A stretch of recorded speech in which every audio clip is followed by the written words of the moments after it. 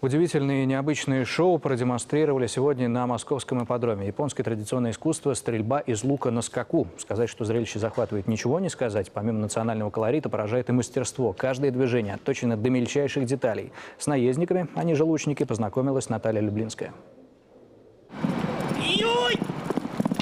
Одним японским словом «ебусаме» – искусство конной стрельбы из лука. На протяжении 2 тё, это чуть более 200 метров, всадник должен поразить 3 мишени на полном скаку. В наконечнике наших стрел есть небольшое отверстие, поэтому когда они летят и попадают в мишень, получается громкий звук. Этот звук раньше был сигналом к атаке.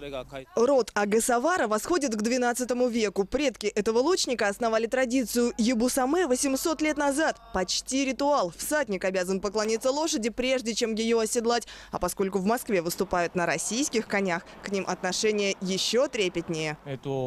Лошадь не привыкла к такому седлу, поэтому сначала его надо ей показать. Амуниция для коней не менялась веками. Расписные деревянные луки седла, например, нельзя просто выстругать. Этой амуниции уже 150 лет, и если вдруг седло треснет или сломается, заменить его быстро мы не сможем. Нужно будет искать дерево с подобным натуральным изгибом. Да и манера езды очень своеобразная. Вот так? Больше прогибайте спину, чтобы парить над седлом. Посадка японских всадников кардинально отличается от общепринятой. Во-первых, они широко разводят колени, пристают на стремена и не садятся в седло. То есть фактически всадник все время нависает над лошадью. Во-вторых, повод брошен, в руках лук. И таким вот образом они двигаются. Побежали, побежали.